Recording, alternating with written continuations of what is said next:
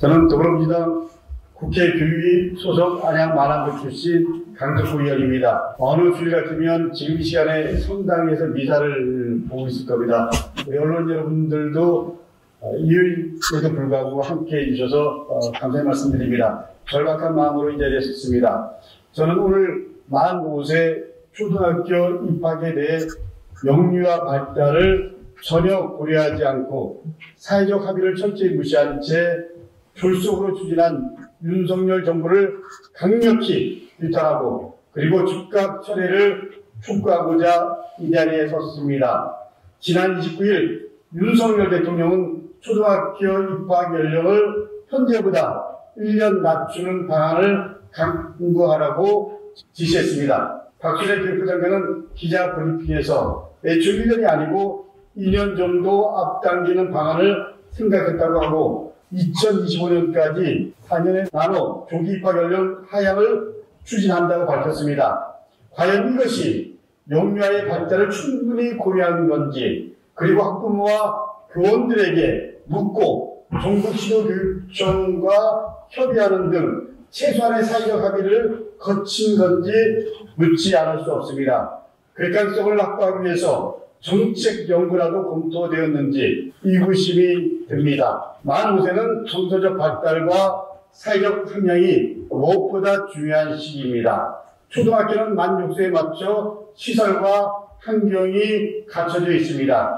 교육과정과 교육활동뿐만 아니라 만 6세에 맞춰서 교원도 양성되고 있습니다. 이 정책은 정부에서 30년 전부터 추진했지만 이미 실패한 것으로 결론이 난 정책입니다. 그래서 1995년 김영삼 정부는 학부모들이 원할 경우 만 5세에 초등학교를 입학할 수 있도록 했습니다. 하지만 당시 학부모들이 아이를 초등학교에 조기 입학시키는 경우도 있었지만 아이들에게 부주공 등의 상처만 남긴다는 것을 직접 경험했습니다. 실제로 조기 입학 수는 급감했습니다. 2009년도 한국교육개발원 교육통계 자료에서도 조기 취학 아동 수는 급감하는 실태를 데이터상으로 확인할 수 있습니다. 1999년 9,485명이었지만 2008년도에는 1,791명으로 크게 줄었습니다.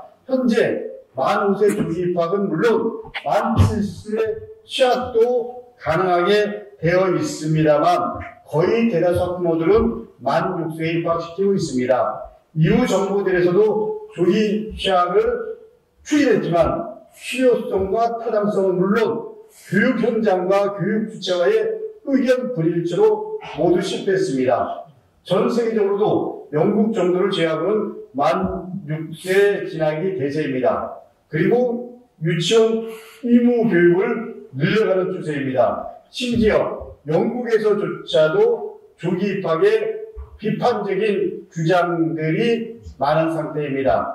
독일이나 미국 연구자들도 조기 교육에 노출되거나 앞당긴 아동들은 학창시절에 위기를 겪을 가능성이 훨씬 높다고 보고했습니다. 인지교육을 조금 늦게 시작하는 것이 오히려 좋다는 의견이 많았습니다. 만 5세 입학 연령 하향 추진은 수도권 신도시 가밀 학급 사항을 더 어렵게 할 것입니다. 현재 28명 이상인 학급이 수도권의 64.8%에 이르고 있는 상태입니다. 매년 25%씩 만 5세와 만 6세 아이들을 섞어서 교육시키는 사항은 2018년부터 2022년생 학생과 학부모들을 희생양으로 내모는 일입니다. 이 사안의 또 다른 심각한 문제는 사회적 협의 과정이나 합의를 전혀 거치지 않았다는 점입니다. 입학 연령을 앞당기는 문제는 윤석열 대통령의 대선 공약이나 국정과제에도 언급이 없었습니다. 학부모는 물론 교원단체와 영유아 교사를 양성하는 대학 등 전문가 단체 그 어디와도 소통을 하지 않았습니다. 교육을 백년대계라고 합니다. 대통령 발언 하나로 이렇게 중대한 사안을 일방적으로 독단적으로 추진해도 되는 겁니까? 학부모는 물론 교원 등 교육 주체들과 어떤 논의도 합의 과정도 없이 졸속으로 발표된 것은 두고두고 이 정부의 짐이 될 것입니다.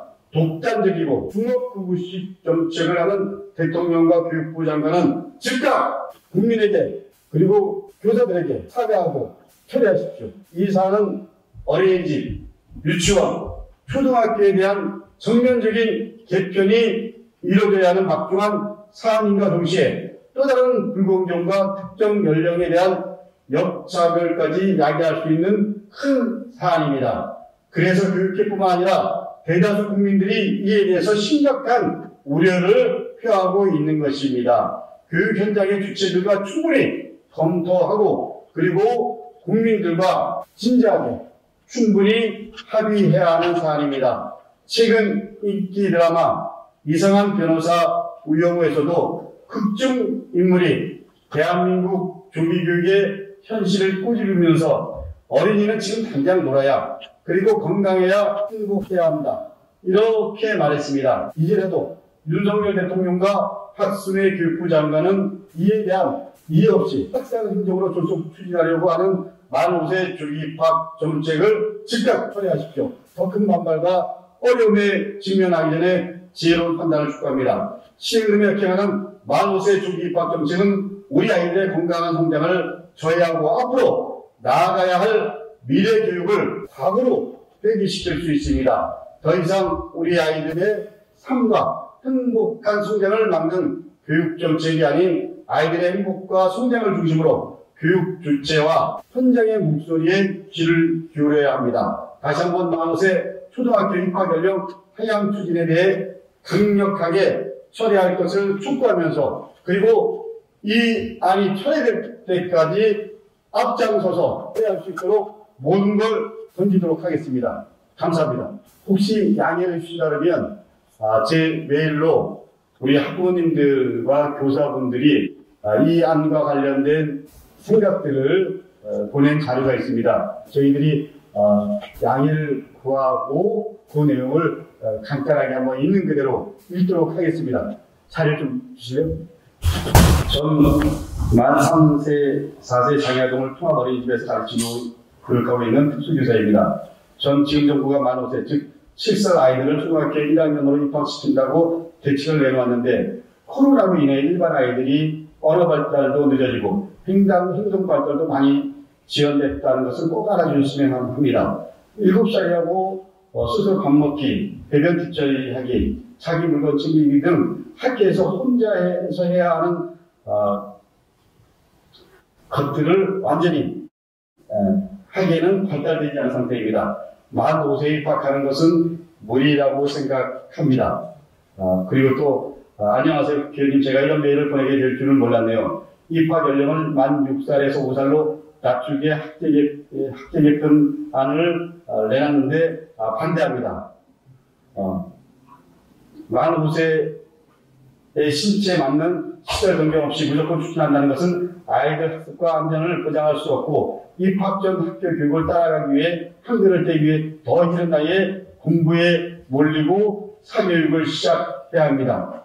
보살핌과 정서적 안정이 필요한 우리 아이들에게 불안정한 유년시설을 보내게 하여 아이들 전체 인생에 상처가 되지 않도록 도와주세요. 이런 몇 가지가 있는데 저희들이 보도자료에 첨삭하도록 하겠습니다. 관심을 가져주신 언론 여러분께 진심으로 감사의 말씀드립니다. 감사합니다.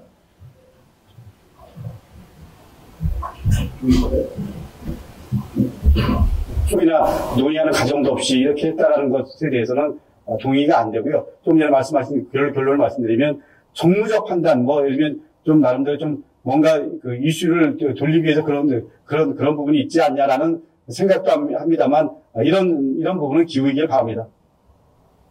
예. 이게 일부 서울시도 그렇고 아까 말씀하신 과외학 교육 이슈도 좀 있을 것 같고요. 또 일부 사립초등학교 선호 현상이 있어서 경쟁률이 20대에 달하는 그런 상황도 있어서 이러다가 이제 만 5세 아동들 대상으로도 사교육 열풍이 있다거나 조기교육에 너무 과밀하게 아이들이 이제 일찍부터 사교육을 시장에 빠질 수도 있다 이런 우려들도 좀 있는데 그 부분에 대해서 지금 과밀학급 같은 경우에는 4년 동안 25% 시장 늘어난다는 거 아닙니까? 그 과밀학급 문제는 제 수도권의 신도시 같은 경우에는 심각한 문제이죠. 그리고 사교육 어쨌거나 아이들이 정서적 정도 저는 개인적으로 정서적 적응이 더 크다라고 생각을 하지만 예를 들면 한글도 배워야 되고 또 덧셈뺄셈을 배워야 되고 그러면 사교육 시장이 훨씬 더 커질 수 있다. 저는 이런 부분에 대한 우려도 상당 부분 우리 교육 관계자들이 고민하는데 그 부분에 대해서도 전적으로 고민하고요. 그리고 예를 들면 25%씩 늘어나면 교사 수급에 대한 부분은 어떻게 할 거냐. 이 부분도 심각한 부분입니다. 그리고 지금 예를 들면 학교 현장이 예를 들면 수도권의 과밀학급 같은 경우는 교실이 태부족인데 지금 예를 들면 모듈러 방식으로 지금 우리 그리스마트 스쿨 할 때 한다는 거 아닙니까? 근데 이런 모듈러 방식에 대한 부분들을 한다고 하더라도 이게 당장 해결될 수 있는 부분들이 아니잖아요. 그래서 그런 부분들에 대한 사전 준비 없이 그리고 예를 들면 교육 발달 과정에 대한 고민 없이 이렇게 대통령이 한마디 말하고 교육부 장관이 답하고 이게 동의가 당연히 안 되는 거 아닌가요? 네, 그리고 2019년생 학생 같은 경우에는 너무 숫자가 많아지다 보니까 그 당시에만 또 이제 과밀해서 대한 입시 경쟁이랄지 이런 것도 좀 더 심화될 수 있겠다. 이 친구들에 대해서 조금 더 특정 연령대에서만 또 과밀되다 보니까 또 문제가 될 수도 있고. 그냥 이제 특정 4년 동안이니까 19년, 19, 20, 21, 22 이렇게 되는 거죠. 그 나이대가 말씀하신 대로 예를 들면 대학 입시라든지 여러 가지로 상대적으로 좀 불이익을 받을 수 있기 때문에 또 다른 불공정 논란이 있을 수가 있다고 생각합니다. 네. 근데 그런 부분에 대한 고려를 하고 그리고 또 더 가장 중요한 건 이런 부분에 대한 사회적 합의입니다. 사회적 합의가 전혀 안 된 상태에서 그러니까 국회에 보고하고 안 하고 이런 거 떠나서 최소한 교원단체와 최소한 학부모단체와 좀 이런 부분들에 대한 협의 그리고 이렇게 될 경우에 이 결과가 어떻게 될지 그런 이 정책에 대한 시뮬레이션 이런 과정이 없이 했다라는 거는 제가 보기에는 누가 봐도 이건 국면 저한용이라고 볼 수밖에 없다. 이런 느낌이 드는 거죠. 대단히 안타까운 마음입니다. 그럴 수밖에 없는 지금 상황도 20%대로 떨어진 그런 입장도 일부 이해하지만 적어도 다른 부분이 아니고 우리 아이들과 관련된 교육 정책이잖아요. 그리고 이 학제 개편이라는 거는 어떻게 보면 국가교육위원회가 구성된 다음에 국가교육위원회에서 이 문제를 다뤄야 되는 거 아닌가요? 제가 보기에는 윤석열 정부에서 국가교육위원회가 만들어진다고 하더라도 제가 대통령이 이런 마인드를 갖고 있으면 대통령이 지명하는 사람이 국가교육위원회 5명이잖아요. 참 애당초 그래서 그런 부분까지 포함해서 대통령이 교육에 대한 인식 그리고 또 장관이 대체적으로 교육에 대한 관점, 철학, 인식에 문제가 있다, 없다, 이 교육의 큰 틀의 철학적 관점, 인식이 없다. 이런 부분에 대해서, 심각하게 염려를 하잖아요. 그런 염려들이 지금 여실히 드러나고 있는 거죠. 이상입니다. 예. 감사합니다.